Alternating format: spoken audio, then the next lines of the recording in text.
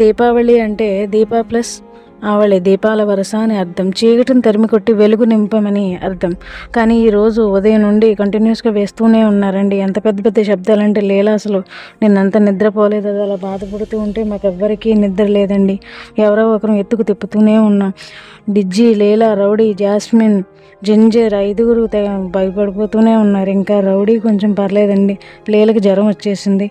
నిన్న మధ్యాహ్నం నుంచి ఎవరు ఏమీ తినలేదు. ఇక లేదు, తట్టుకోలేకపోతుంది. ఊరు చివరికి వచ్చి 2 గంటలు ఉన్నాం కారులో. ఇంకా ఇంకా బయటే ఉన్నాం.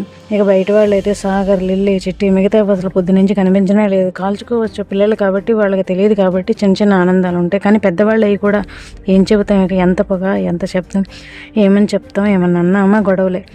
మన ఆనందం వేరే వారికి ప్రాణ సంకటం కాకూడదు కదా. మా దీపావళి మతాబులండి.